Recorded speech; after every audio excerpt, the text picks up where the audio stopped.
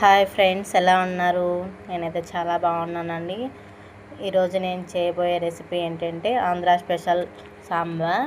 దీన్ని ఎలా చేయాలి ఏంటి అనేది ప్రాసెస్లోకి వెళ్దామండి. ఇప్పుడు ఒక గిన్నెలో కొంచెం కందిపప్పు తీసుకొని కడిగి నానబెట్టుకున్నానండి.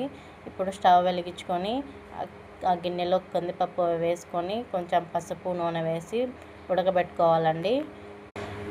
ఉడకబెట్టుకున్న తర్వాత మధ్య మధ్యలో చెక్ చేసుకుంటూ ఉండాలండి, అది ఉడికిందా లేదా అని చెప్పేసి. ఇప్పుడు పూర్తిగా ఉడికిపోయిన తర్వాత పప్పు కుత్తి తీసుకొని మెత్తగా రుబ్బుకోవాలండి. రుబ్బుకున్న తర్వాత ఇప్పుడు తిరువాత కోసం పచ్చిమిర్చి, టమోటో, ఉల్లిపాయ 3 కట్ చేసి పెట్టుకున్నానండి.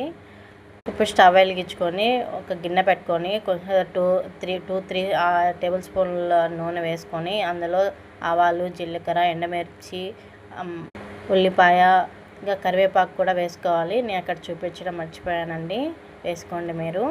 ఇంకా కొంచెం పచ్చిమిరపకాయలు, ఉల్లిపాయ వేసుకొని బాగా వేగనివ్వాలి. ఇప్పుడు కొంచెం సాల్ట్ వేసుకొని కొంచెంసేపు వేగిన తర్వాత టమోటా వేసుకోవాలండి. ఇప్పుడు కొంచెం మగ్గిన తర్వాత అందులోనే పసుపు, ధనియా పౌడర్, కొంచెం జీరా పౌడర్ వేసుకొని బాగా కొంచెం వేగనివ్వాలి.